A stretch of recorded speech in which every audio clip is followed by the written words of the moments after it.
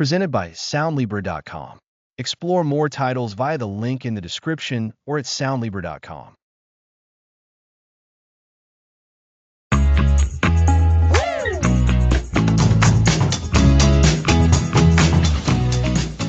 Welcome to Finish What You Start, the podcast for completing projects and building unshakable follow-through habits. Just a quick heads up before we get started. While we're discussing psychological barriers and mindset, please remember this isn't professional medical or mental health advice, so consult a professional if you need specific support. That's a great point. I'm Alex. And I'm Lisa. Today is episode 1, and we're diving into precisely why finishing what we start matters so much. That's a great question, Lisa. We've all experienced the thrill of starting something new, haven't we? A creative idea, a work goal, a personal development journey. The initial energy is high, and the possibilities feel limitless. Oh, for sure. You're brimming with ideas, and your plan seems so solid. It feels wonderful to finally begin. Precisely. But then, somewhere along the path, that initial excitement fades. Distractions emerge, motivation dwindles, and that once thrilling project begins to gather dust. It lands on your someday list. And that list can grow quite long, can it? It becomes a silent weight, a constant reminder of what we didn't quite achieve. It's frustrating and, frankly, disheartening. It is, and this is incredibly common. Many people struggle with unfinished projects. We begin with enthusiasm, but very few truly master the skill of completion. This series is built to change that. We will explore the psychological hurdles that stop us and, more importantly, develop practical approaches to overcome them. So, let's explore that psychological aspect. What's really happening when we abandon a project? Is it simply a lack of willpower? It's rarely that simple. Willpower plays a role, but it's often a symptom, not the core issue. Think of it this way. Imagine you're building an amazing sandcastle. You start with immense enthusiasm, scooping and shaping. But then a wave washes in, or someone accidentally bumps it, and it starts to crumble. What do you do then? Well, I might get annoyed and just walk away. Or I might try to rebuild it, but it feels like a difficult chore. Exactly. And with our projects, we encounter internal waves and bumps. These can include self-doubt, fear of failing, fear of succeeding, feeling overwhelmed by complexity, or simply not having clear direction. These internal forces can be as damaging to our projects as an external wave is to a sandcastle. That makes sense. It's not just about being lazy, it's about facing these internal resistances. So, why should we even strive to finish things? What is the great reward? The reward is tremendous, Lisa. Completion brings a deep sense of accomplishment. It's more than just checking something off. It's a concrete display of your abilities, your resilience, and your dedication. Consider the feeling when you finally finish a tough book, acquire a new skill, or bring a personal project to its conclusion. A genuine feeling of pride and empowerment accompanies that. That feeling of accomplishment is truly powerful. It's like a boost of self-confidence that empowers you to tackle your next challenge. Absolutely. And it's not just about feeling good. Finishing projects builds momentum. Each completed project, regardless of its size, adds another brick to the foundation of your ability to follow through. It strengthens your self-belief. When you have a history of completion, you begin to see yourself as someone who does finish things. You start to cultivate an identity as someone who completes tasks. An identity as a finisher. I really like that idea. It shifts the focus from what we're doing to who we are becoming. Precisely. And completion also unlocks new possibilities. Think about it. A finished manuscript can be published. A completed course can lead to a new job. A finished product can be sold or utilized. Unfinished projects, by their very nature, deliver no external value. They remain as potential, never fully reaching their realized form. So, by finishing, we move from just having ideas to having actual, tangible results that can benefit ourselves and others. That's correct. And beyond the tangible benefits, There's a significant psychological advantage in reducing mental clutter. Every unfinished project is like an open mental tab. It's a task that continues to demand a small amount of your attention, even if it's subconsciously. Completing projects closes these mental tabs, freeing up your cognitive resources and reducing stress. That's a brilliant way to describe it. Open mental tabs. It's like having dozens of browser windows open in your mind, each consuming a small amount of processing power. Closing them would make your entire mental system operate much more smoothly. Exactly. And throughout this series, we will provide you with the resources to close those tabs. We will dismantle the notion that finishing is exclusively for a select few. We will examine the common abandonment codes and how to break them. We will learn how to define projects with clarity, establish strong support networks, and maintain motivation, especially when challenges arise. We'll be discussing the strength of your motivation, your why, and how to access it consistently. We'll address that deeply frustrating middle slump that so many of us get stuck in. And we will explore practical techniques for breaking down overwhelming tasks, mastering deadlines, and cultivating that unwavering commitment. Our goal is for you to develop what we call unshakable follow-through. So, consider that project you've been meaning to complete, that idea you've set aside. By the conclusion of this series, you will possess a clear plan and the confidence to bring it to fruition. You will understand the promise of completion not just in theory, but through direct experience. We are not just aiming to help you finish one project. We are focused on building a sustainable habit of completion for all your future endeavors. It's about transforming into someone who consistently delivers results. This is Episode 1, establishing the groundwork for everything that follows. We have introduced the core issue of unfinished projects and the profound psychological and practical advantages of completion. We have touched upon the internal barriers that hinder us and highlighted the transformative potential of seeing things through. We firmly believe that every individual has the capacity to be a finisher. It is a skill, not an innate talent. And like any skill, it can be learned, practiced, and mastered. So, prepare to unlock your potential to finish what you start. Next episode, Decoding the Abandonment Code, Understanding Your Inner Saboteur.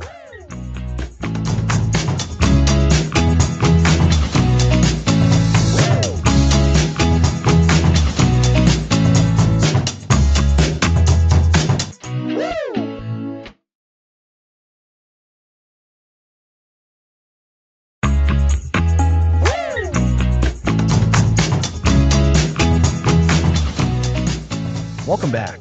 Last time we explored the promise of completion. Now let's tackle the abandonment code. That's right, Alex. Last episode set the stage for the why finishing is so important. This episode is all about the why not. Why do we start with such enthusiasm, only to find ourselves staring at unfinished to-do lists and abandoned dreams? It's a question so many of us grapple with. Absolutely, Lisa. And it's rarely a simple case of laziness. Usually, there are much deeper psychological reasons at play. One of the biggest culprits we see is perfectionism. Have you ever felt like if you can't do something perfectly, it's not worth doing at all? Oh, the dreaded perfectionism. I can definitely relate to that. It's like, if the first draft isn't going to be a masterpiece, why even bother writing? It paralyzes you before you even begin. You're afraid of making mistakes, of not meeting your own impossibly high standards. Exactly. And this fear of imperfection leads to a fear of failure. If you never finish something, you never have to face the possibility that it won't be great. It's a sneaky way of protecting ourselves from potential disappointment. Think of it like never taking a test because you're afraid of failing. You're guaranteed not to pass, but you also avoid the sting of a bad grade. That's a powerful analogy. So, our inner saboteur uses perfectionism as a shield, which then breeds a fear of failure. It's a vicious cycle. What else contributes to this abandonment code? Another common saboteur is the allure of the new shiny thing. We get excited about a new idea, a new project, a new hobby. It's fresh, it's exciting, and it promises big things.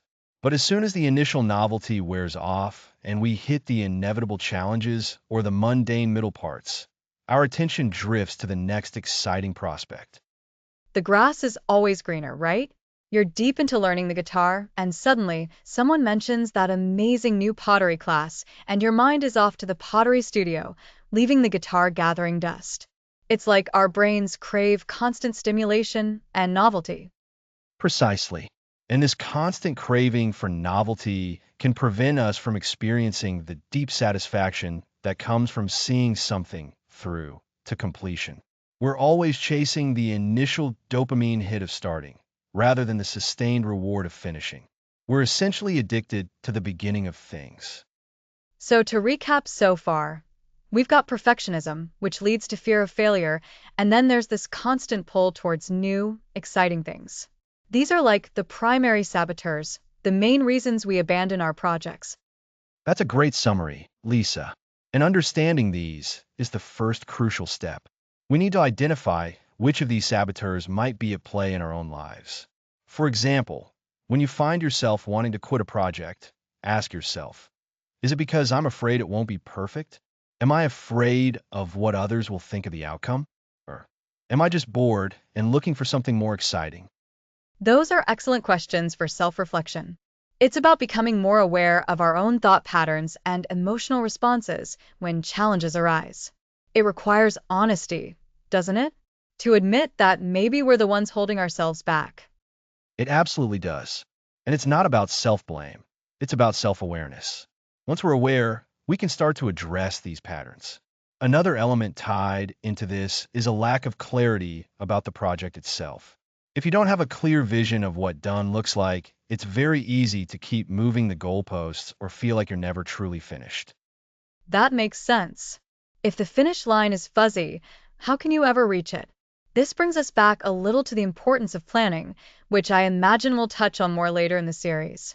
But for now, understanding these internal roadblocks is key to this abandonment code. Exactly. And this is where we start building the foundation of what we call completion psychology. It's about rewiring those automatic responses of avoidance and escape, and instead building habits of persistence and follow through. It's a skill, just like any other, that can be learned and strengthened. So, we're not doomed to be project abandoners. We can learn to recognize these saboteurs and develop strategies to overcome them. It's an empowering thought.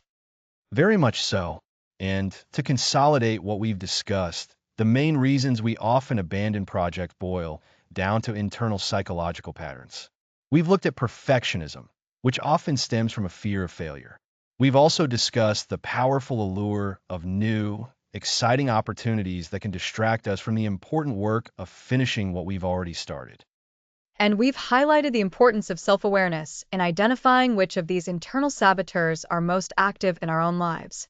Asking ourselves those critical questions is the first step to disarming them. You've got it. Recognizing these patterns is the decoder ring for why we leave things unfinished.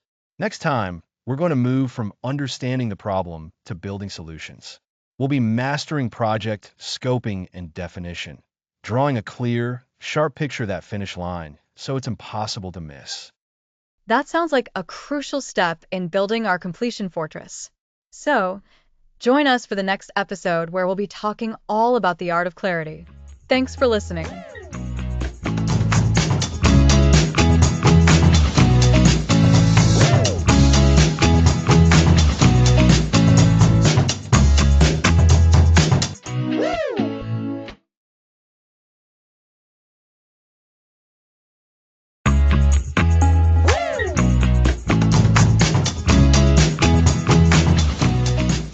Welcome back to Finish What You Start. Let's dive into completing projects. Last time, we explored the reasons people abandon their goals, looking at inner saboteurs. Today, we're tackling a foundational element. Before you can finish, you need to know what you're aiming to finish. We're talking about the art of clarity, mastering project scoping and definition. Project scoping. Why is this so important for not abandoning things? If you set out on a journey without a clear destination, you just wander. Projects are the same. Without a well-defined scope, you're setting yourself up to get lost and quit.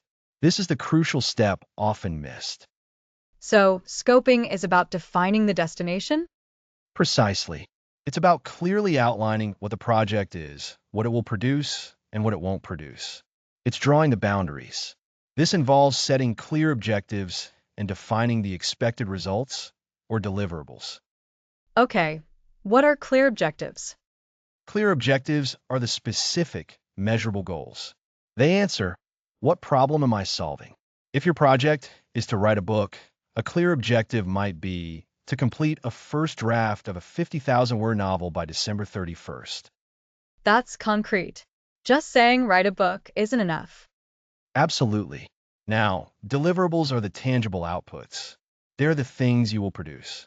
In our book example, the main deliverable is the manuscript. You might have smaller deliverables, like a chapter outline.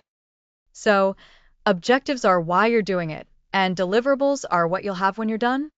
That's a great way to put it.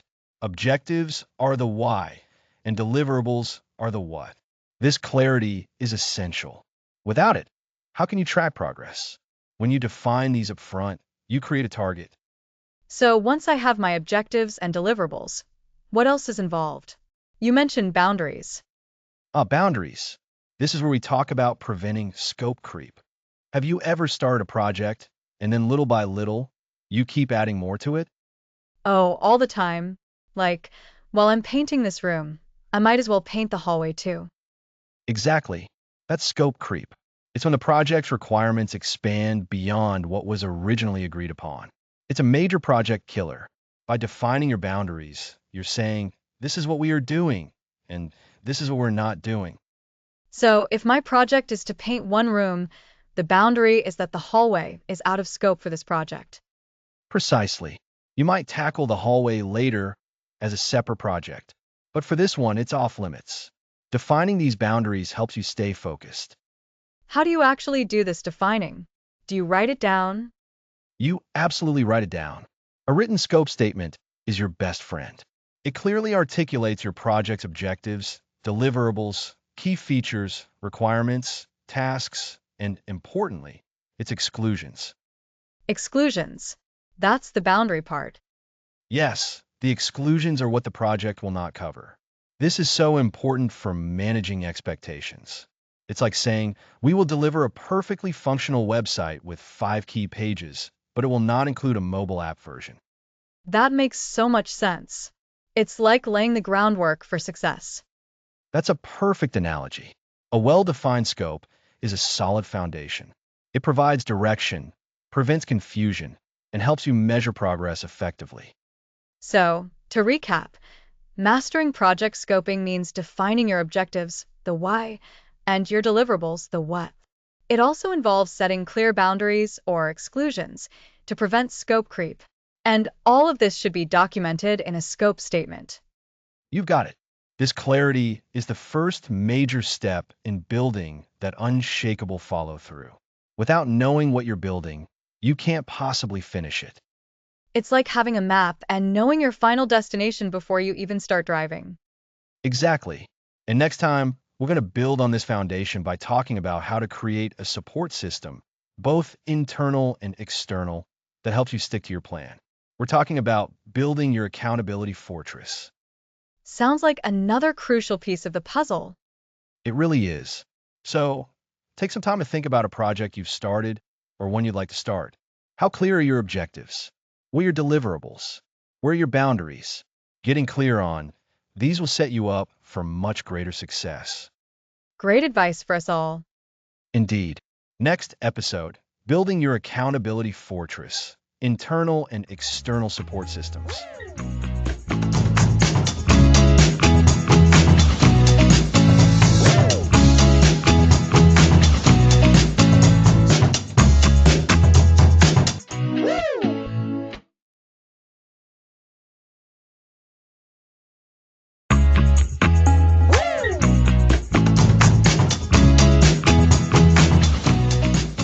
Welcome back to Finish What You Start. Last time, we delved into the sneaky ways our inner saboteur tries to derail our projects. Now, we're moving on to a crucial pillar of completion, building your accountability fortress. That's right, Alex. Sometimes the biggest challenge isn't the project itself, but our own commitment to it. We get excited, we plan, and then life happens, or our inner saboteur whispers those familiar doubts. So, how do we build that fortress? It starts with understanding that accountability isn't just about someone else watching you. It's fundamentally about honoring your commitments, starting with the most important person, yourself. This is internal accountability. Think of it as building a strong inner captain who steers the ship, even when the seas get rough. So, internal accountability is about self discipline and self mastery? Exactly. It's about making a promise to yourself and then creating the inner mechanisms to keep that promise. A simple yet powerful technique here is clear self-definition. What kind of person do you want to be? Are you someone who sees things through? If you define yourself that way, your actions will naturally start to align. This is similar to defining your project scope, but on a personal level. You're defining your personal scope of commitment. I like that. It's about identity.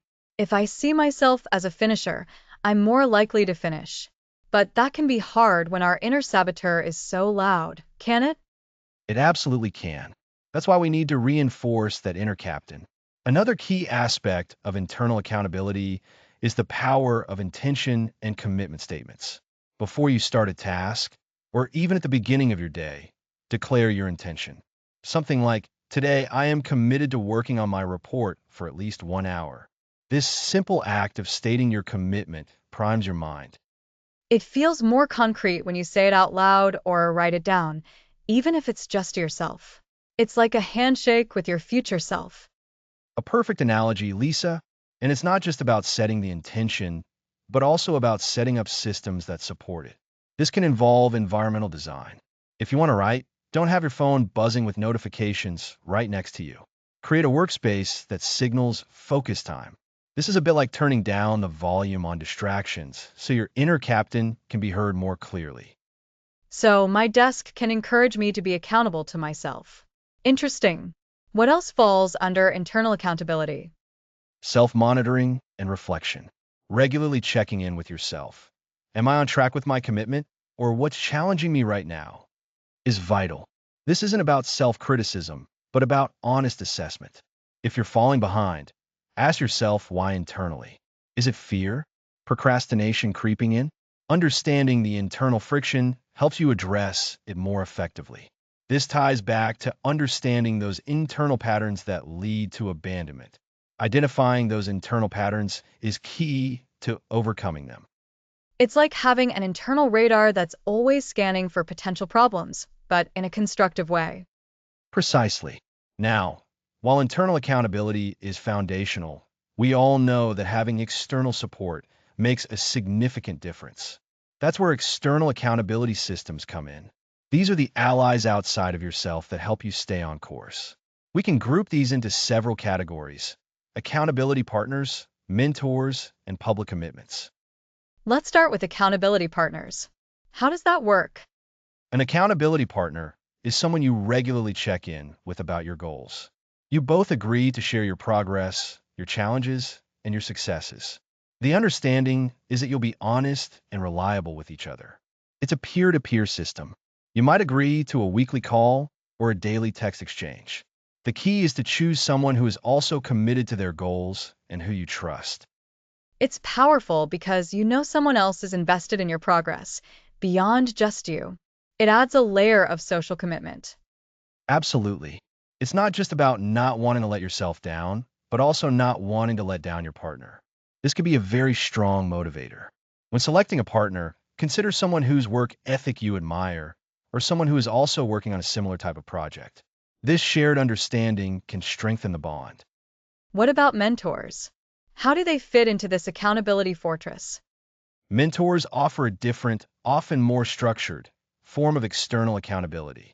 A mentor typically has more experience than you in a particular area. They can provide guidance, wisdom, and feedback. When you're accountable to a mentor, it's often about reporting on your progress with tasks they've discussed and seeking their advice when you encounter obstacles. They can hold you to a higher standard because of their expertise. So, it's less peer-to-peer and more of a guidance relationship where you're accountable for implementing their advice and showing progress? That's a great way to put it. A good mentor won't just tell you what to do. They'll help you understand why and then expect you to act on it. They act as a trusted advisor and a form of accountability, pushing you to think deeper and act with more intention. They can also help you spot those internal saboteur tendencies you might be overlooking. That sounds incredibly valuable, especially when you're feeling stuck or unsure of the next steps. It truly is. Now, the last external strategy is public declarations or leveraging a community. This can range from telling a group of friends about your goal to announcing it on social media or joining a project group or mastermind. The public nature of the commitment adds a layer of social pressure and encouragement. Ah, the power of the public stage. It's like putting your goal out there for the universe and your network to witness. Exactly. And for some people, this public commitment is incredibly motivating. It creates a sense of urgency and also opens the door for support and feedback from a wider audience. When we talk about public commitments, it's crucial to be thoughtful about who you're telling and what you're sharing. You want supportive energy, not discouraging voices. This is where community comes in. A supportive community, whether online or in person, can provide a constant source of encouragement and shared accountability. So, to recap, we've talked about building our accountability fortress with two main types of support: internal and external. Internal accountability is about self-discipline, defining your identity as a finisher, making clear commitment statements, designing your environment for success, and consistent self-monitoring. And on the external side, we have our accountability partners for peer support, mentors for guidance and higher standards, and public declarations or community engagement for broad encouragement and social commitment. Each of these plays a vital role in reinforcing our resolve to complete what we start. It's about creating a multi-layered system of support so that even if one layer is weak, the others can help you stay strong.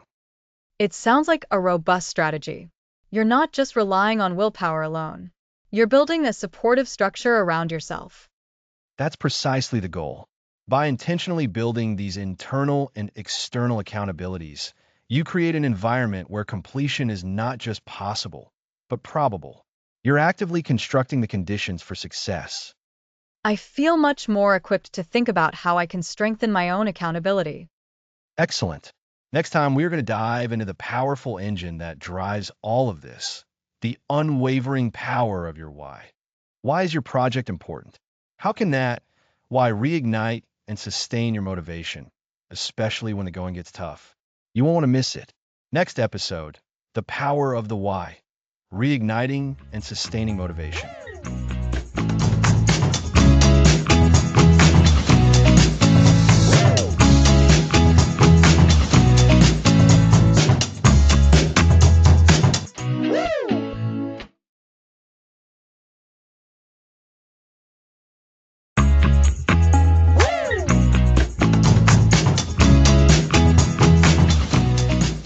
Welcome back. Last time we fortified projects with accountability. Now let's tackle motivation. The engine of any project, Alex. Motivation can feel so fickle, can it? It's why projects often get abandoned. Enthusiasm wanes, and that spark flickers out. Understanding why we're motivated is key to keeping a project alive. So, motivation is just wanting to do something? Partially. There are two main types: intrinsic and extrinsic. Intrinsic motivation comes from within, the satisfaction, interest, and enjoyment of the activity itself. Like getting lost in a good book? Exactly. Extrinsic motivation comes from external factors, rewards, avoiding punishment, deadlines. It's powerful, but often doesn't fuel long-term commitment like intrinsic motivation. A deadline can get me moving, but once it's passed, that drive fades. For sustained effort, we need that intrinsic wellspring. Reconnect with your initial why. What was the dream? What problem were you solving? I start with a clear vision, but then practical steps feel overwhelming, and the vision gets lost. That vision is your initial why. Keep it visible. A sticky note, A journal entry, your phone background. A daily reminder of the purpose? Precisely. When motivation dips, ask, why did I start this? What does success look like? This deeper purpose anchors you. It reframes challenges as part of the journey, not roadblocks. Amplify this with storytelling. Tell yourself the story of your project to successful completion, emphasizing the why at each stage. Instead of the task list, I'm visualizing the end result and its meaning. Now, sustaining motivation. You can cultivate intrinsically rewarding aspects in any project. Even in tasks that feel like chores, It's about mindset. Find an element of interest or challenge. Set a personal mini goal for progress. Focus on crafting a compelling paragraph, not just the word count. breaking down large tasks into smaller, more enjoyable subtasks. You've got it. Seek inspiration from others who've achieved similar goals. Their stories remind you that struggles are normal. A great reminder we're not alone in facing these hurdles. Absolutely. This connects to accountability. Sharing your why with partners strengthens their support. So, it's about sharing the deeper purpose, not just task progress. Definitely. Motivation ebbs and flows. The trick is discipline and strategies to keep moving forward when motivation is low. Your why is your compass. It's not about feeling motivated, but acting on your commitment to your why. Exactly. Your why is the sturdy foundation of your house. Motivation is like sunshine. You don't stop living in the house when it's cloudy. That's a fantastic analogy. To recap, we explored intrinsic and extrinsic motivation. We emphasized reconnecting with your initial why and keeping it visible. We discussed using storytelling, making tasks more rewarding, and finding inspiration. And remember, when motivation dips, lean on your why, your foundation. Seek inspiration, share your purpose, and act on your commitment. Your why is your fuel, your guiding star, the bedrock of completing what you start. Precisely. Next episode, we're navigating the middle slump, that period where excitement vanishes, but the finish line seems far. We'll have strategies to overcome that inertia.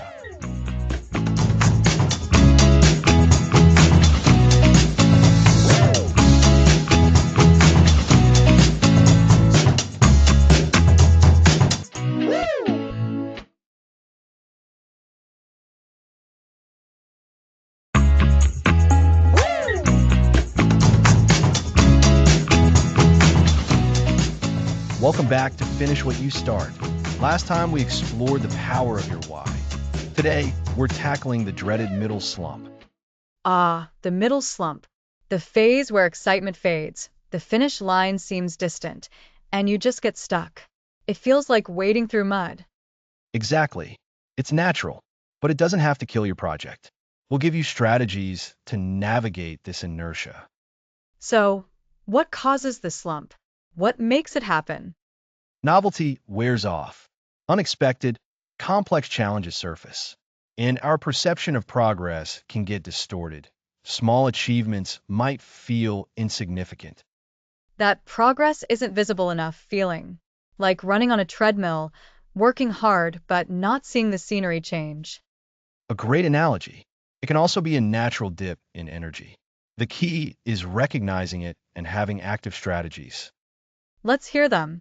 What's our first weapon against the middle slump? Reconnect with your why, but focus on smaller, immediate whys for each task.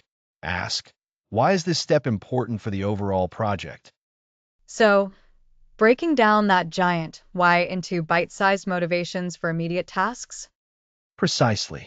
If you're editing a chapter, the immediate why could be to ensure clarity, polish your message, or simply finish one more chapter. These are more tangible. That makes the task less daunting. What's next? Employ task chunking for momentum. Break overwhelming tasks into the smallest, actionable steps. We touched on this in episode 3, but now we're applying it to inertia. Can you give us an example?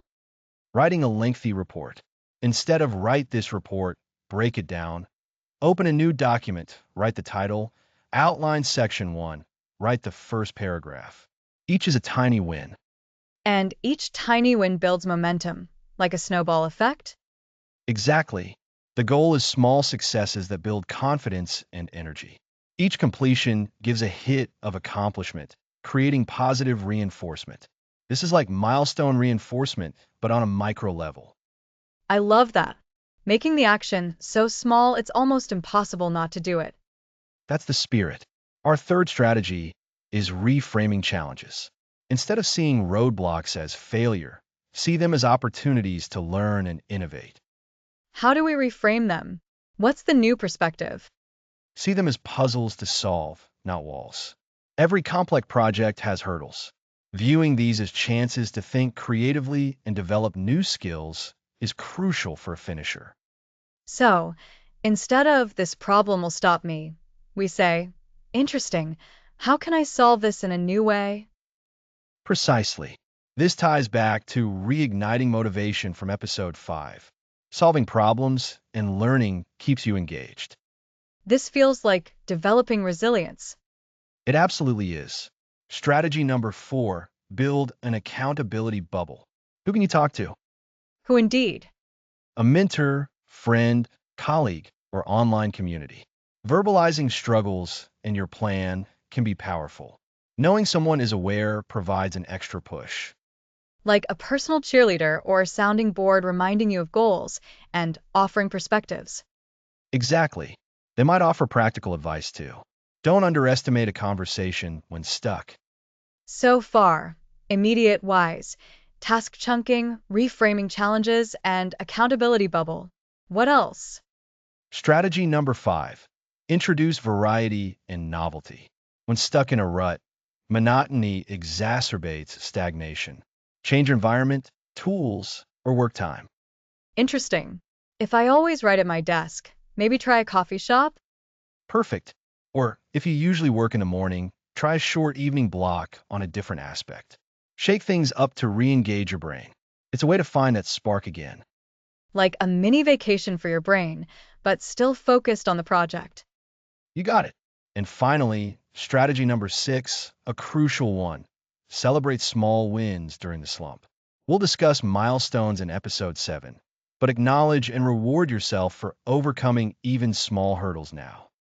So, if I break down a huge task into 5 tiny steps and complete them, I should celebrate?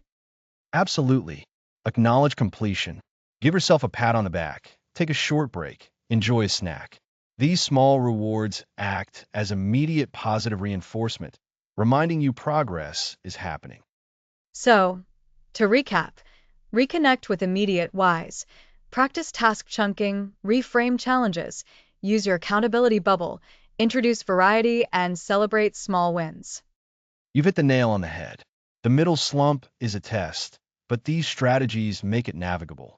It's about building resilience and skills to keep moving forward, And this ties perfectly into what we'll discuss next. We've talked about challenges. Now we'll focus on positive reinforcement. right? Next episode, we'll dive into reinforcement and reward and how to strategically celebrate every win to keep momentum soaring. Next episode, celebrating every milestone, the psychology of reinforcement and reward.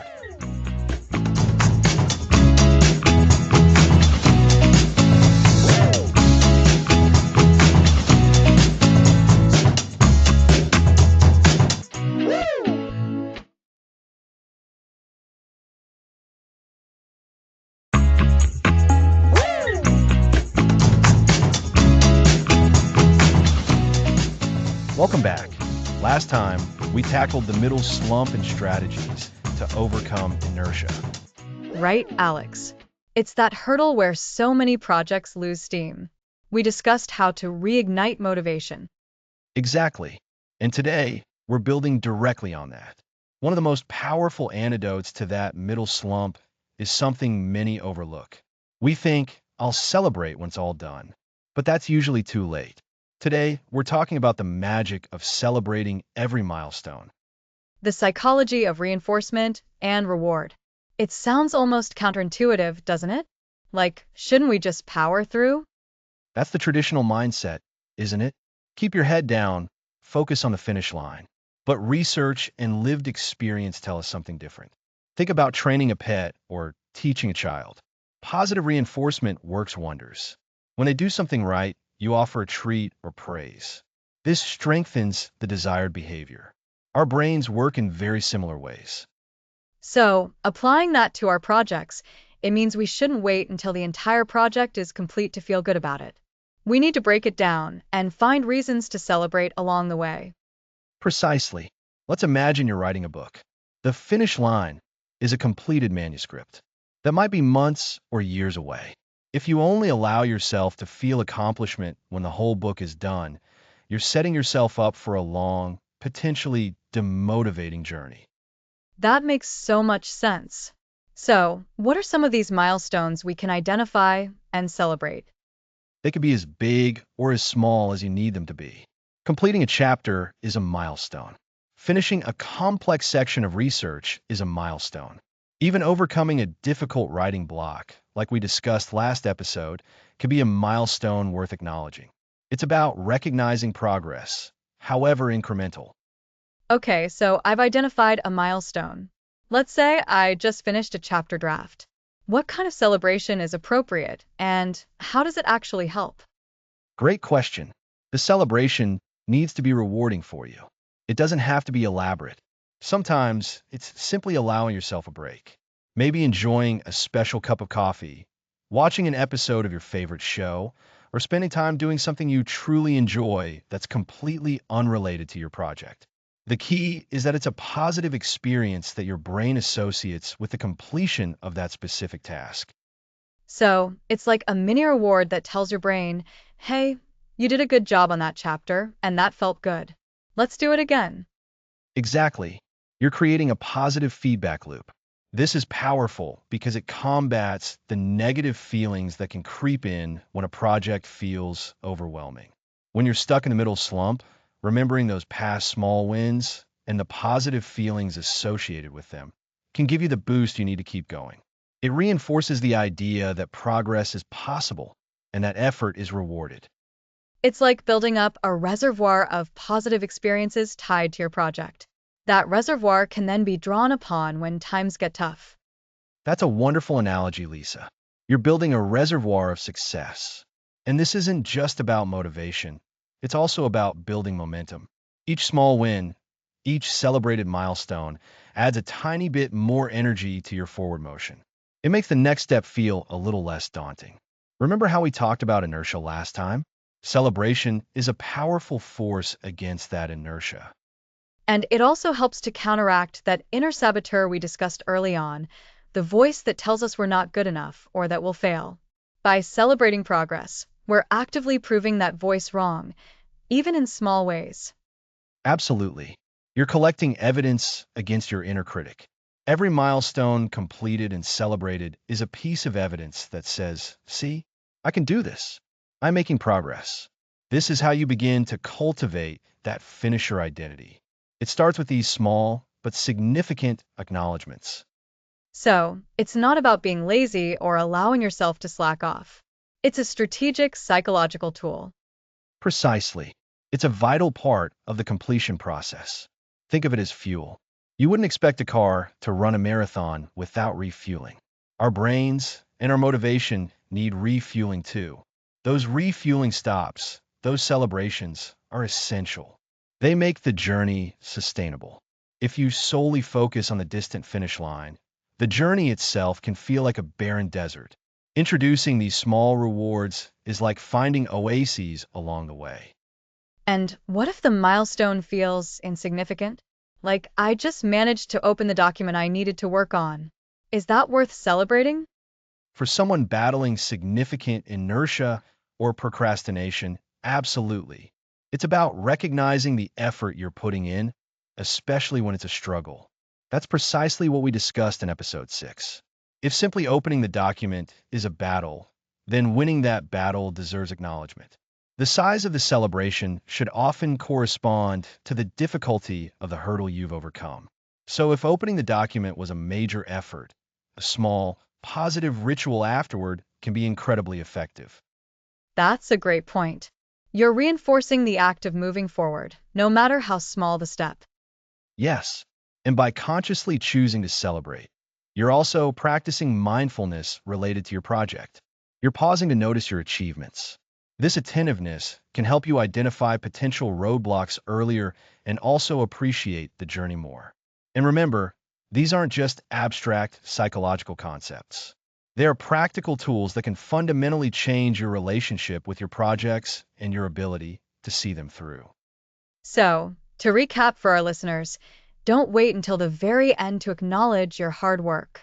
Break down your project into smaller, manageable milestones. Identify these milestones, and then create small, rewarding celebrations for yourself each time you achieve one. This practice reinforces positive behavior, builds momentum, combats inertia and self-doubt, and actively cultivates a finisher's mindset by providing tangible proof of your progress. That's a perfect summary, Lisa. Celebrating every milestone isn't just a nice to do. It's a must do for sustained follow through. It transforms the daunting task of completion into a series of achievable wins, making the entire process more enjoyable and significantly increasing your chances of success. It's about making the journey itself rewarding. Exactly. And that makes all the difference. Fascinating. So, what's on the agenda for our next episode?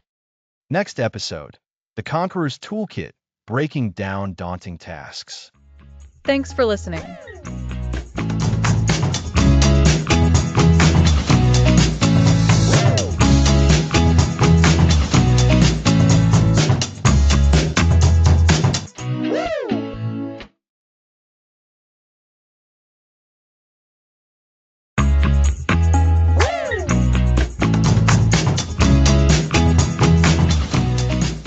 Welcome back.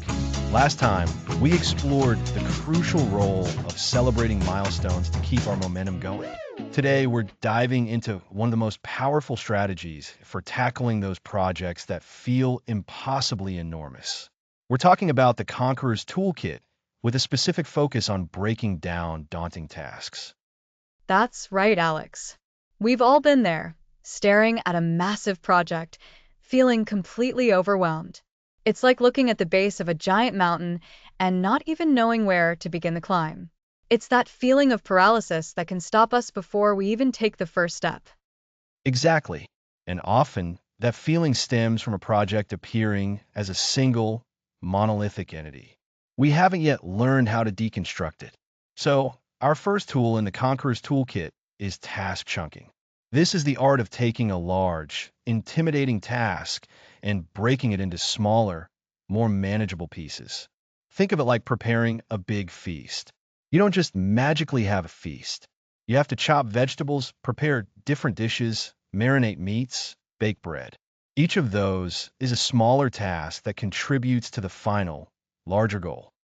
So, task chunking is about making the impossible seem possible, one small step at a time. Precisely. And the key here is making those chunks truly manageable. A good rule of thumb is to aim for tasks that you can realistically complete in one sitting or at most in a single day. If a chunk still feels too big, you haven't chunked it enough. Keep breaking it down. That makes sense. If a task takes 3 days, it often feels like it's going to take 3 days of constant work, which is incredibly daunting. But if it's something I can see myself finishing in an hour or two, it feels much more achievable. You've hit on a critical psychological point, Lisa. Smaller tasks offer more frequent opportunities for completion, and each completion provides a small dose of positive reinforcement. This is something we touched on in episode 7 about celebrating milestones. But here, we're building those milestones into the very structure of the task itself. So, task chunking helps us avoid that feeling of being overwhelmed by creating a clear, sequential path forward. But what if we're not sure how to break it down, or what the logical steps are? That leads us to our next powerful technique, progressive disclosure. This is a concept borrowed from user interface design, but it's incredibly useful for project management. In software, progressive disclosure means showing only the necessary information or options at any given time and revealing more as the user needs it. We can apply this to our projects. So, instead of laying out the entire project plan with every single detail from the start, we reveal the steps as we need them. Exactly. Imagine you're building a detailed model airplane. You don't look at the master blueprint for the entire plane and try to assemble it all at once. Instead, you might start with the cockpit. Once that's done, you move on to the wings and so on. Progressive disclosure means focusing on just the part you're working on right now and deferring the details of future steps until you're ready for them. This is a fantastic way to combat scope creep, too, isn't it? If we're constantly only looking at the immediate next step, we're less likely to get sidetracked by future possibilities or complexities that aren't relevant yet. It keeps our focus sharp. Spot on. It helps us maintain clarity, as we discussed in episode 3 on project scoping. By applying progressive disclosure, we're essentially creating mini scopes for each chunk of work as we get to it. This prevents us from being paralyzed by the what-ifs and the how-tos of the entire project all at once. So, we have task chunking, which breaks it down into smaller pieces, and progressive disclosure, which helps us focus on one piece at a time without getting overwhelmed by the rest. Are there any other tools in this Conqueror's toolkit? Absolutely. Another crucial technique is dependency mapping. When you're breaking down a large project, it's vital to understand which tasks need to be completed before others can even begin. Think of it like building a house. You can't put up the walls until the foundation is laid. You can't put on the roof until the walls are up. So, dependency mapping is about creating a clear order of operations. It's understanding the domino effect of our tasks. Precisely. You identify your critical path, the sequence of tasks that directly affects the project's completion date. Any delay in a task on the critical path will push back the entire project. Mapping these dependencies allows you to prioritize effectively and avoid bottlenecks. This sounds like it could save a lot of wasted effort. If you start working on a task that actually depends on another task you haven't even started yet, you're setting yourself up for rework or delays down the line. Exactly. And dependency mapping isn't just about what must come first. It also helps identify tasks that can potentially be done in parallel. For example, while person A is working on the foundation of a house, person B might be able to start on electrical conduit installation in another area, assuming the plans are ready and the space is accessible. This parallel processing can significantly speed up project completion. So, task chunking breaks it down, progressive disclosure helps us focus, and dependency mapping gives us the order and shows us where we can overlap work. It feels like the mountain is starting to look more like a series of manageable hills now. You got it. And to reinforce these concepts, let's think about how we might apply this in practice. Imagine you have a daunting task like write a book, which is what this entire series is about, right? A perfect example. So instead of just write a book, we chunk it. The first chunk might be outline the entire book, and that's a task in itself, right? Absolutely. And even outline the entire book is too big. We'd chunk that further. Right? So let's say one chunk is outline chapter 1. Then, within that, we use progressive disclosure for the writing. For write chapter 1, the immediate next step might be research topic for chapter 1's opening. Once that's done, the next step is draft the introduction for chapter 1. And the dependency mapping comes in when we realize we can't write chapter 2 until we have a solid outline for it. And we can't finalize chapter 1 until we've decided on the core themes that will run through the entire book. Exactly. So, with task chunking, we've broken write a book into chapters, and then into sections and even individual paragraphs or ideas. With progressive disclosure, we focus only on what's needed for the current section. And with dependency mapping, we ensure we're building the book in the correct order, perhaps researching foundational concepts before diving into specific chapter details. These tools, task chunking, progressive disclosure, and dependency mapping, work together synergistically. They transform an overwhelming project into a clear, step-by-step process that feels achievable. It's about demystifying the process and equipping ourselves with a practical roadmap. And remember, these aren't just abstract concepts. They are practical techniques that, when consistently applied, build that essential habit of follow-through we've been discussing throughout this series. By breaking down daunting tasks, we reduce the friction to starting, and we create more opportunities for those small wins that keep us motivated. So, to recap for our listeners, when faced with a colossal task, remember the Conqueror's Toolkit. First, chunk your tasks into smaller, manageable pieces. Aim for tasks you can complete in one sitting. Second, employ progressive disclosure to focus on only what's immediately in front of you, revealing future steps as needed. And third, map your dependencies to understand the order of operations and identify opportunities for parallel work. These tools help us conquer the inertia that often accompanies large projects. They build confidence, provide a clear path, and ultimately move us closer to the finish line. Fantastic. So, next time you're feeling overwhelmed by a big project, pull out your Conqueror's Toolkit and start breaking it down. You've got this. Next episode, we'll be mastering deadlines and time management.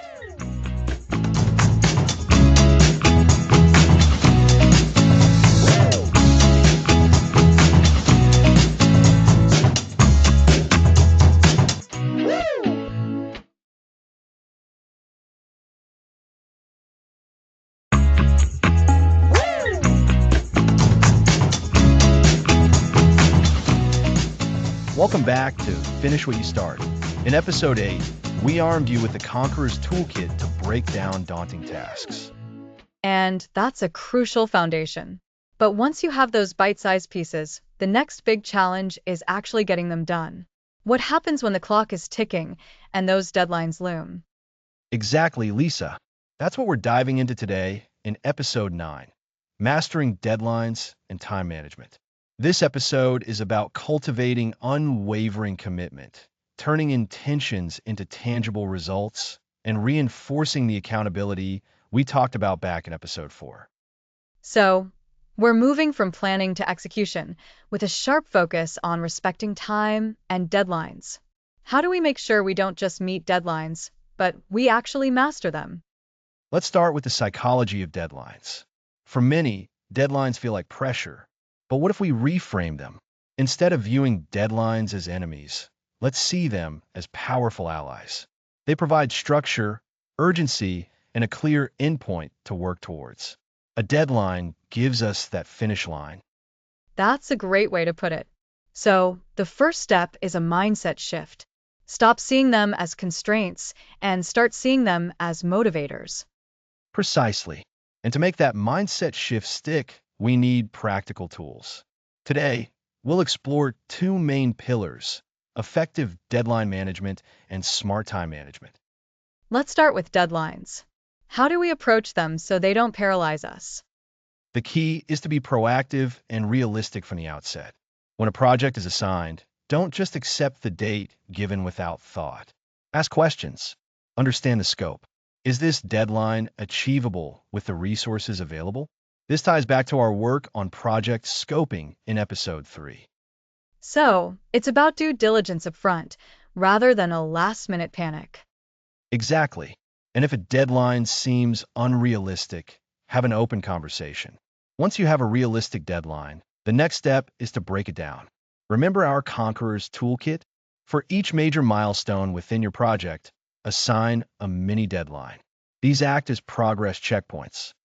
So, if a project is due in a month, you have smaller deadlines for completing key phases? Like, phase 1 due by Friday? You've got it. These mini deadlines create momentum. They provide wins along the way, which is incredibly motivating. And they prevent that feeling of staring at a giant, monolithic task on the final day. We're creating a series of finish lines. And what about built-in buffers? Because life happens, right? Absolutely. This is where smart deadline setting shines. Always aim to finish your tasks a little before the actual deadline. Think of it as a buffer zone. If your mini deadline is next Wednesday, aim to have it completed by Monday evening. This gives you wiggle room for anything unexpected without jeopardizing the ultimate project completion date. It's about being prepared for the unpredictable. That sounds like such a more relaxed and sustainable way to work. A buffer zone feels like a gift to your future self. It truly is. Now, alongside managing those deadlines, we need to talk about time management. Because what's the point of a deadline if you don't have strategies to actually use your time productively towards it? This is where many people struggle. We have the best intentions, but then our day gets swallowed up by distractions or interruptions. One of the most effective techniques is time blocking. This is where you schedule specific blocks of time for specific tasks. Instead of just having a to-do list, you assign real-time slots in your calendar for each item. For instance, 9 a.m. to 10:30 a.m. Work on Project X, report section 1. So, you're essentially treating your tasks like appointments you can't miss. Exactly. And this forces you to be realistic about how long tasks will actually take. When you block out time, you start to notice, wow, I plan an hour for this, but it consistently takes me 90 minutes. That's valuable data for your future planning. I can see how that would really improve your accuracy over time. It's like a real-world feedback loop for your productivity. It is. Another powerful strategy is the Pomodoro technique. Have you heard of that, Lisa? I've heard of it. It involves working in focus sprints, right? That's the essence of it. You work intensely on a single task for a set period, typically 25 minutes, which is called a Pomodoro. Then, you take a short 5-minute break. After about 4 Pomodoros, you take a longer break. So, it's about focused bursts of work punctuated by deliberate rest. Why is that effective? It combats burnout and maintains focus. Those 25-minute intervals create a sense of urgency. There's no time to get truly bored or distracted. And the short breaks allow your mind to reset, preventing mental fatigue. It also makes overwhelming tasks seem less daunting. Instead of thinking, I have to work for hours, you can tell yourself, I just need to focus for 25 minutes. This is a fantastic way to tackle inertia. That makes perfect sense. It's like a mini challenge that's manageable. So, to recap, for deadlines, we need that proactive, realistic approach, breaking them down into mini deadlines and always building in a buffer. And for time management, techniques like time blocking and the Pomodoro technique can transform how we approach our work, making us more focused and less prone to burnout. It's about being intentional with every minute. It sounds like these strategies really build upon that accountability we established earlier. If you've committed to a deadline and blocked out time to achieve it, you've created a much stronger system for following through. Exactly. These aren't just isolated tips. They form a cohesive system. By mastering deadlines and time management, you develop an unwavering commitment. You move beyond just intending to finish. You learn to reliably execute. This is a cornerstone of becoming a finisher.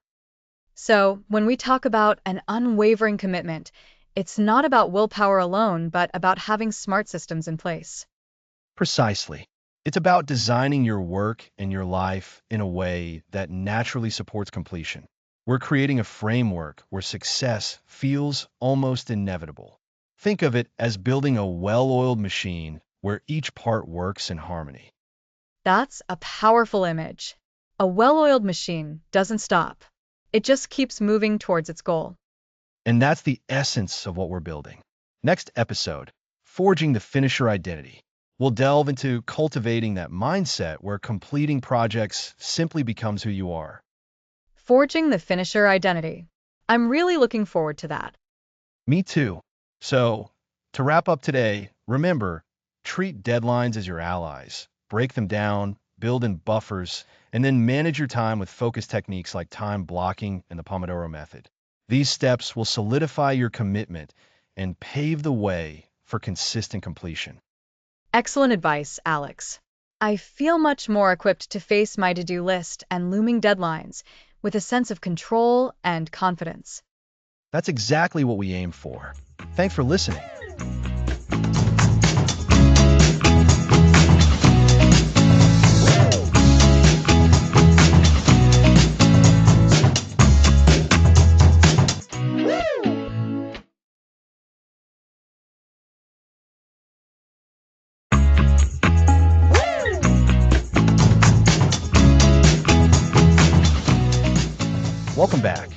Last time, we covered mastering deadlines and time management. And today, Alex, we're going to talk about becoming the person who actually meets those deadlines and manages that time effectively. It's about forging the finisher identity.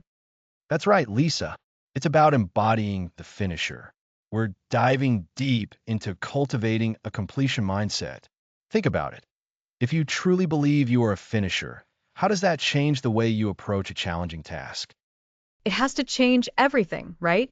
Instead of thinking, can I finish this? You'd naturally think, how will I finish this? It reframes the problem from ability to method. Precisely. Our beliefs about ourselves, our identity, are incredibly powerful drivers of our behavior. For a long time, we've been focusing on external techniques, but the most sustainable change comes from within. It's not just about doing, it's about being. So we're not just learning to finish projects, we're learning to be someone who finishes projects. You've got it. This is where the work we've done in previous episodes really solidifies. Remember back in episode 2, when we talked about understanding your inner saboteur. Recognizing those patterns is the first step to dismantling them. Now, we're actively building something new in their place, the finisher identity. And how do we do that? How do we consciously cultivate this identity, especially if we haven't always seen ourselves that way? It's a process of conscious cultivation. We've touched on motivation in episode 5 and the why behind our projects. Now, we connect that why to our sense of self. The finisher identity is built on several pillars, and one of the most crucial is self-efficacy, your belief in your own ability to succeed. Self-efficacy. That's that feeling of, I can do this. Right? And how do we build that belief? Through consistent, small wins. Every time you successfully complete a task, a step, or a milestone, no matter how small, you are providing evidence to yourself and to your identity that you are capable. This is building on what we discussed in episode 7 about celebrating every milestone. Those celebrations aren't just boosts of morale. They're concrete affirmations of your growing finisher identity. So the act of finishing even small things creates the evidence we need to believe we are finishers. It's a self-fulfilling prophecy, but a positive one. Exactly. And it's reinforced by our internal dialogue. If you catch yourself saying, I never finish anything, you need to consciously challenge that thought. Replace it with, I am working on finishing this, or even better, I'm a finisher, and I'm applying myself to this task. The language we use with ourselves is incredibly important. That internal dialogue shift can be tricky. It feels a bit like acting as if it's already real. In a way, it is. It's acting as if you already are the person you want to become. This is a powerful psychological technique. When you embody the traits of a finisher, the persistence, the commitment, the problem-solving attitude, you start to experience the results of those traits. So it's not just about adopting new habits, but adopting a new way of seeing ourselves. Precisely. Think about it like this. Imagine you want to become a marathon runner. You don't wake up one day and just are a marathon runner. You start with short runs, you gradually increase your distance, you train consistently. With each run, you become more of a runner. Your identity starts to shift. You begin to see yourself as someone who runs, someone who trains, someone who can push through discomfort. The same applies to being a finisher. I love that analogy. It makes the abstract concept of identity much more tangible. It's a gradual process of building evidence and reinforcing new beliefs. And a crucial part of this process is adopting a mindset of growth. If you have a fixed mindset, you believe your abilities are static. If you encounter a setback, you think, see, I'm not good at this, I'll never finish. A growth mindset, however, sees challenges as opportunities to learn and improve. Failure isn't a reflection of your inherent ability. It's a temporary obstacle, a learning experience. So, for the finisher identity, we need to embrace challenges and view setbacks as information, not as proof of inadequacy. Exactly. This ties into what we might discuss in future episodes, particularly when we talk about troubleshooting and future-proofing your projects. The finisher doesn't expect perfection from the outset. They expect to learn, adapt, and overcome. They are resilient. Resilience. That's a key trait of a finisher, isn't it? The ability to bounce back. Absolutely. And resilience is cultivated. It's not something you're just born with or without. It's built through those small wins we talked about, through developing that growth mindset, and through consciously reframing your internal narrative. To truly forge the finisher identity, you need to integrate these elements. So, to recap, Alex, we're talking about shifting our identity from someone who struggles with completion to someone who naturally finishes. This involves building self-efficacy through small wins, consciously challenging negative self-talk, adopting a growth mindset where setbacks are learning opportunities, and embodying the traits of persistence and resilience. That's a fantastic summary, Lisa. It's about internalizing the strategies we've discussed so they become less of a conscious effort and more of a natural inclination. This isn't just about ticking boxes, it's about becoming the kind of person who naturally sees things through to the end. It's a profound shift, and it's ultimately what leads to that unshakable follow through we've been aiming for. It feels like the culmination of all the psychological groundwork we've laid. This episode is about truly owning that finisher identity. Precisely. And in our next episode, we're going to explore the habit framework. We'll look at how to design your life and your projects for consistent follow through. That sounds like the perfect next step to solidify everything we're learning. It is. So, remember, start seeing yourself as a finisher today. Act like one, speak like one, and believe in your capacity to see things through. This is the foundation for lasting success. That was incredibly insightful, Alex. Thank you, Lisa. And thank you all for listening. Next episode, the habit framework, designing for consistent follow through.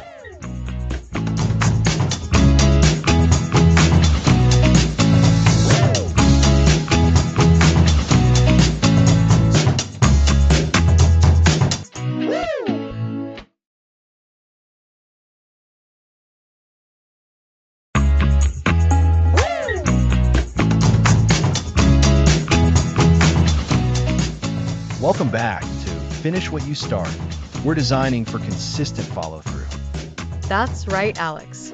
It's episode 11, and we're focusing on the habit framework, designing for consistent follow through. If you've ever felt like you start strong but then fizzle out, this episode is for you. We're going to explore how to build habits that actually support you in finishing what you begin. Exactly, Lisa. So, what exactly is a habit? At its core, a habit is an action or a series of actions that you perform automatically with little to no conscious thought. Think about brushing your teeth. You don't usually sit down and ponder the best way to do it. It's something you just do.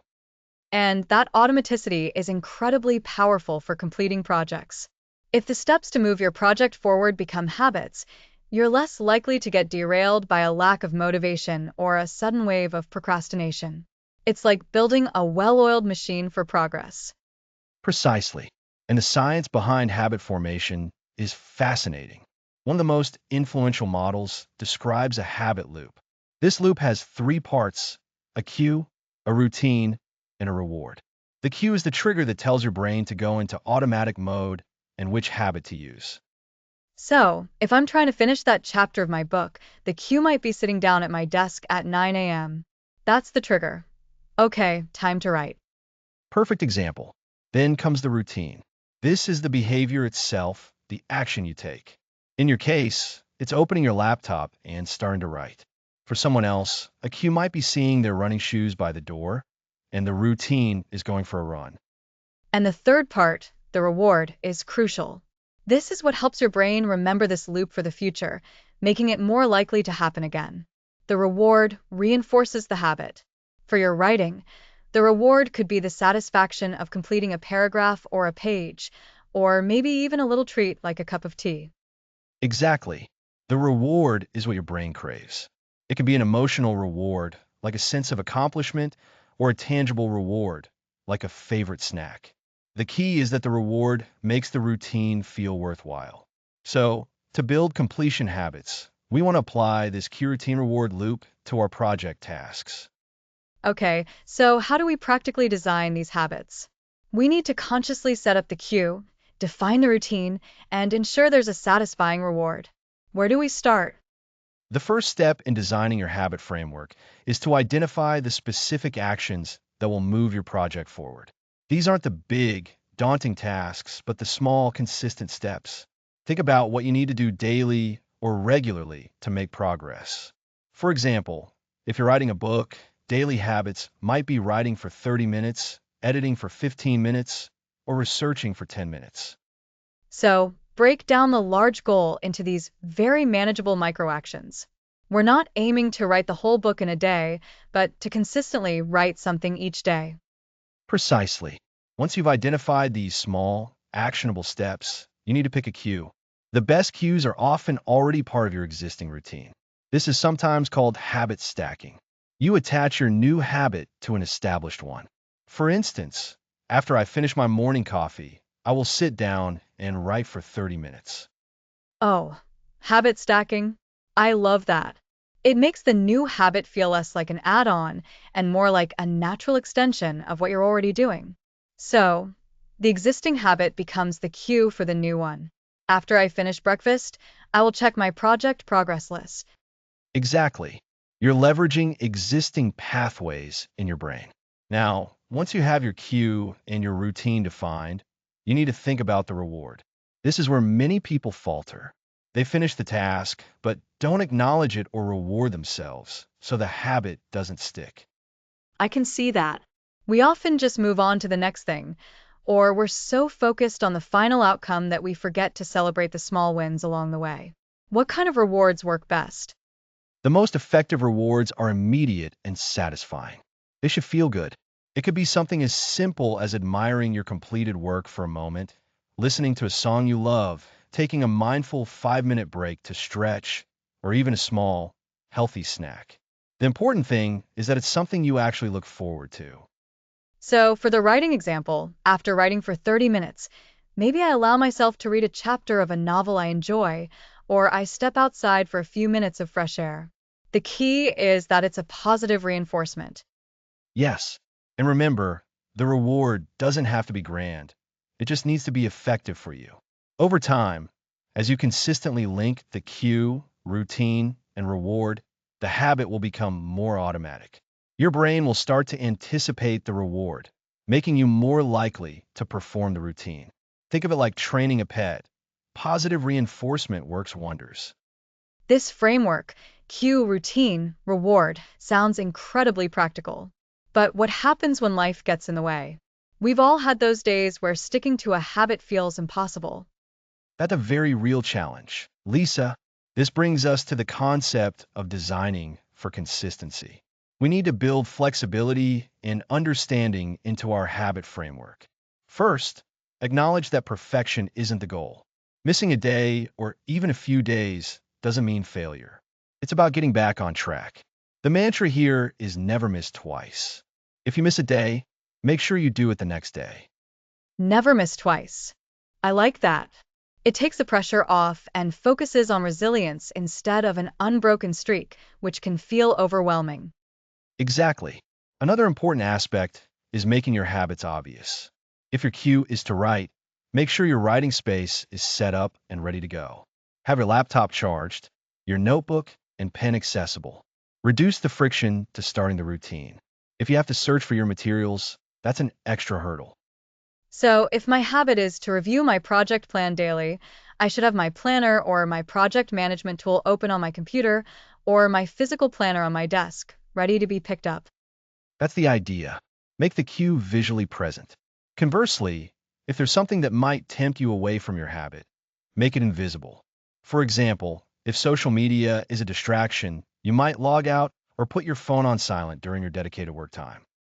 Visibility for habits, invisibility for distractions. That makes so much sense.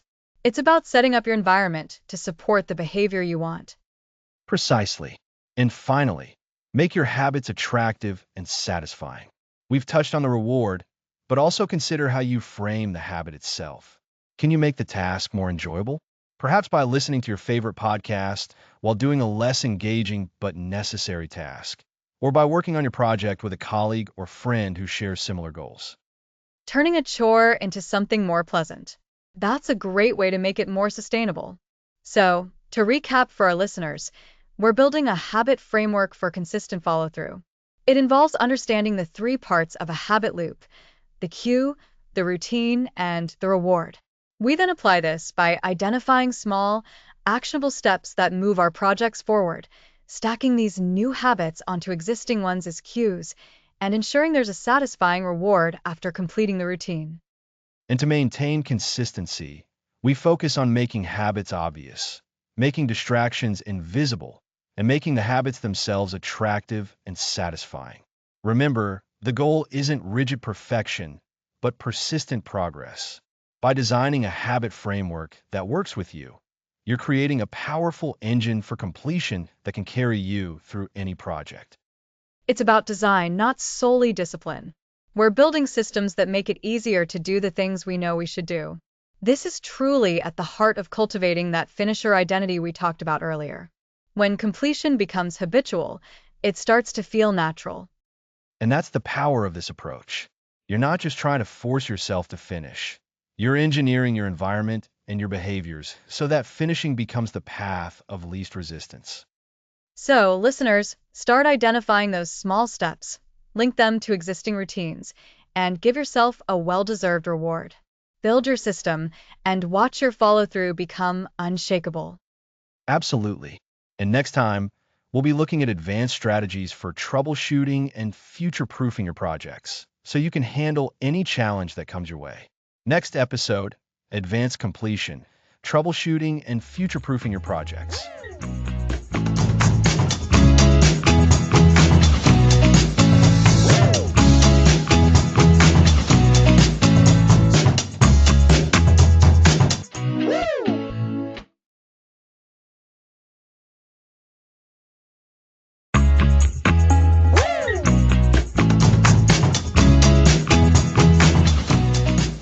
Welcome back. Last time we covered building habits for consistent follow-through. Now, let's tackle troubleshooting and future-proofing projects. That's right, Alex. We've covered so much ground, from understanding why we abandon projects to creating accountability and sustaining motivation. Now, it's time to look at what happens when things inevitably get complicated, or when we want to ensure our success lasts. It's like moving from beginner's luck to mastering the game. Exactly. Think of it this way. We've built a solid foundation, and now we're adding the finishing touches and reinforcement to make sure the whole structure is resilient. One of the biggest challenges is encountering unexpected problems. Projects rarely go exactly as planned, do they? They certainly don't. You might hit a technical hurdle, a deadline shifts, or a key team member becomes unavailable. These are the moments where that initial enthusiasm can fizzle, and the temptation to just give up becomes stronger. And that's precisely why we need advanced troubleshooting strategies. Remember when we discussed breaking down daunting tasks? When a roadblock appears, we can apply that same principle. Instead of looking at the massive problem, break it down into smaller, more manageable pieces. What's the very first, smallest step you can take to address the issue? That's a great point. So, if a project feature isn't working as expected, instead of thinking, I'll never fix this, you think, what's the first thing to investigate? Maybe it's checking a specific piece of information or trying one small adjustment. It makes the problem feel less insurmountable. Precisely. And building on that, we need to cultivate a proactive mindset rather than a reactive one. Future proofing is all about anticipating potential issues before they even arise. This takes us back to mastering project scoping and definition. A well-defined project scope with clear boundaries is your first line of defense. So, if we define what's in scope and, perhaps even more importantly, what's out of scope from the very beginning, we're less likely to get blindsided by scope creep, which is a classic project killer. Absolutely. Scope creep is a huge one. When new ideas or requirements are constantly added without adjusting the timeline or resources, the project becomes unwieldy. Future-proofing means having a clear process for evaluating any new requests. Does this new idea align with our original goals? Does it warrant a timeline extension or additional resources? If not, it might need to be a separate project. It's about having that gentle but firm no ready, or at least a structured way to say, not now, but perhaps later. This connects back to our discussion on commitment. True commitment means sticking to the core plan unless there's a very good, well-reasoned reason to deviate and adjusting accordingly. And when those deviations are necessary, we need flexible but robust systems. Think about your calendar and task management. If you know a potential bottleneck exists, build in buffer time. Don't schedule things back to back if there's a high chance of one task running over. This is proactive troubleshooting. So, rather than just hoping things go smoothly, we're actively building in resilience. This also reminds me of something we touched on earlier, celebrating milestones. If a project is facing a tough patch, having a history of acknowledging small wins along the way can provide the morale boost needed to push through. Exactly. Those past successes are powerful reminders of your capability. When you're troubleshooting a problem, you can consciously recall, okay, this is tricky, but remember when we figured out X? We can figure this out too. It taps into that finisher identity. It's about reinforcing that identity as someone who does overcome challenges. Now, what about when the motivation itself wanes during a difficult troubleshooting phase? We've talked about the why, but sometimes that why feels very distant when you're stuck. That's where we can employ some advanced techniques for reigniting motivation. Beyond just revisiting your why, consider introducing novelty. Can you change your work environment? Can you collaborate with someone new on a specific problem area? Sometimes a fresh perspective or a different setting can spark new energy. That's a fantastic idea. A change of scenery can do wonders. And what about dealing with perfectionism, which often rears its head when we're trying to fix something complex? The fear of not doing it perfectly can lead to paralysis. Perfectionism. That's a major troublemaker. Our approach here ties back to the good enough principle. When troubleshooting, aim for a functional solution first, then refine. Remember the idea of a minimum viable product, or MVP. Apply that to your problem solving. What's the minimum viable solution that gets the project moving forward? So, don't get bogged down trying to create the perfect fix if a good, solid fix will unblock the path forward. It's about prioritizing progress over absolute flawlessness, especially when you're under pressure. Precisely. And when we think about future-proofing, we also need to consider our support systems again, those internal and external accountability partners. When you're struggling with a complex problem, don't isolate yourself. Reach out. Sometimes just talking through the issue with someone else can reveal the solution. It's incredible how much you can gain from simply explaining a problem out loud to someone else. They might ask a question you hadn't considered, or offer a fresh angle that breaks your mental logjam. And let's not forget about learning from setbacks. A crucial aspect of advanced completion is viewing problems not as failures, but as learning opportunities. Every project that hits a snag and is successfully navigated teaches you something valuable. Document what went wrong, what you did to fix it, and how you can prevent similar issues in the future. This creates a feedback loop for continuous improvement. So, you're not just fixing one problem, you're building a more robust process for all your future projects. It's about evolving your methodology. Exactly. And this is particularly important as projects grow larger or more complex, or when you move on to new challenges. Think about risk assessment. What are the potential risks for this specific project? What are the risks of not completing it? By understanding the potential downsides of both action and inaction, you can make more informed decisions about how to best tackle obstacles. This sounds like a more strategic approach. Instead of just reacting to problems as they appear, you're proactively identifying potential weak spots and developing contingency plans. It adds a layer of foresight that's essential for long-term success. And that foresight is key to future-proofing. Imagine you're building an app. You wouldn't just build the core features. You'd also think about security, scalability, and user experience not as afterthoughts, but as integral parts of the design from the outset. The same applies to any project. Build in mechanisms for review, for feedback, and for adaptation. So, looking back at our journey through these episodes, We've built a comprehensive toolkit.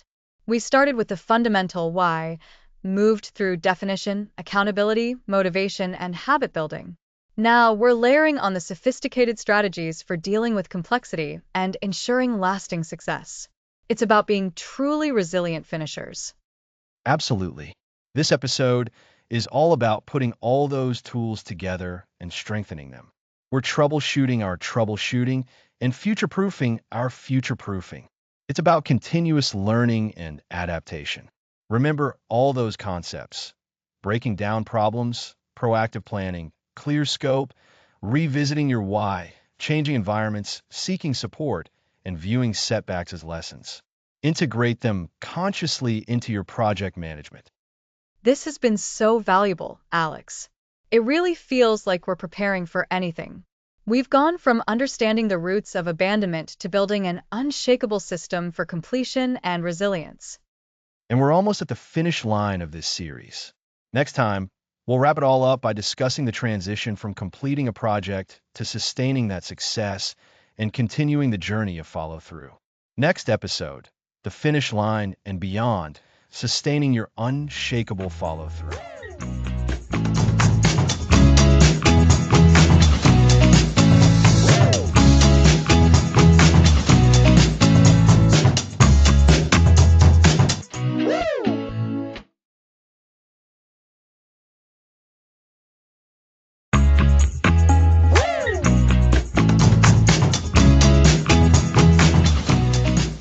Welcome back, everyone, to the final episode. And I'm Lisa. Alex, it feels a little bittersweet to be here. We've covered so much ground. Bittersweet, but triumphant.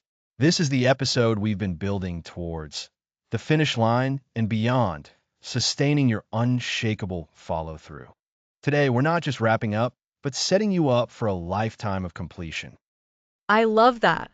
So, for those who might be joining us for the first time today, or for a quick refresher, what's the overarching promise of this series?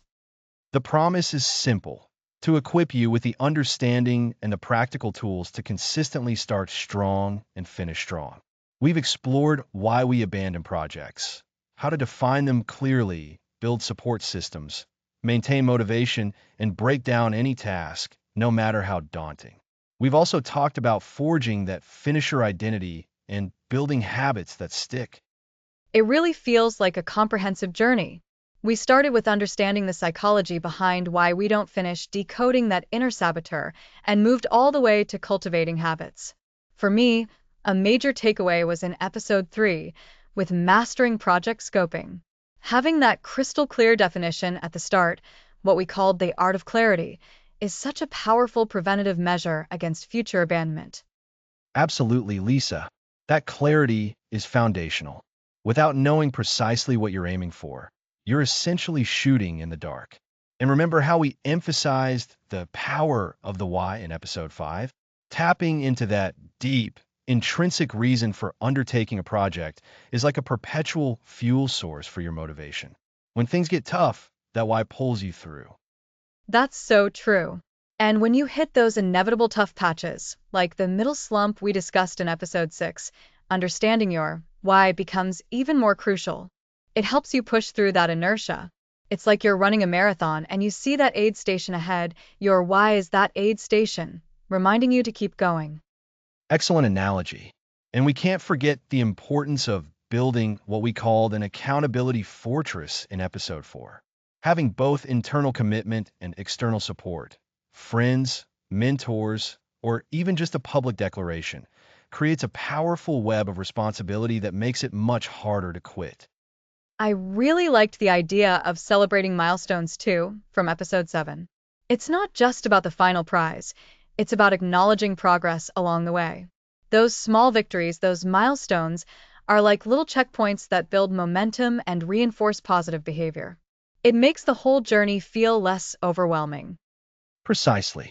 And speaking of breaking down overwhelm, episode 8, The Conqueror's Toolkit, gave us actionable strategies for tackling daunting tasks. Remember how we broke down that giant project into bite-sized pieces? It's about making the impossible feel manageable, one small step at a time.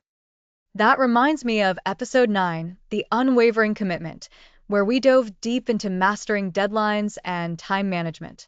It's not about rigid control, but about intelligent planning that respects your time and the project's needs.